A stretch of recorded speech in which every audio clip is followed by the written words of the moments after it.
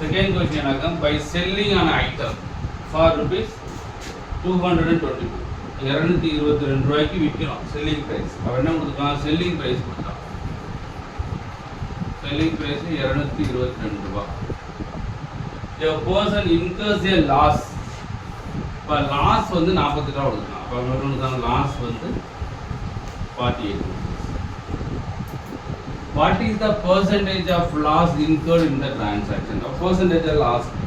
நம்ம ஆல்ரெடி நான் சொல்லிருக்கேன் என்ன தெரியுங்க, ப்ராஃபிட்டா இருந்தாலும் லாஸா இருந்தாலும் எதுல கொஞ்சம் காஸ்ட் பிரைஸ் காஸ்ட் பிரைஸ்ல இங்க கொடுத்த செல்லிங் பிரைஸ் லாஸ். அப்ப காஸ்ட் பிரைஸ் என்ன வந்திருக்கும்? 268.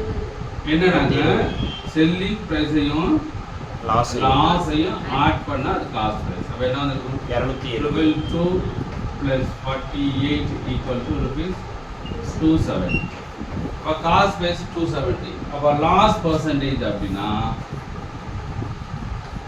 நம்ம ஃபார்முலா பேஸ்ல loss by cost price into 100. இப்ப லாஸ் நம்ம டெவலப் ஆகுது 48 by 270 into 100. 400 கேன்சல் பண்ணிங்க. எதை கேன்சல் பண்ணலாம்? 3 ஆல பண்ணுவோமா? 9 3s are 1 3s are 16. 6 cancel பண்ண முடியாது. 160/9%.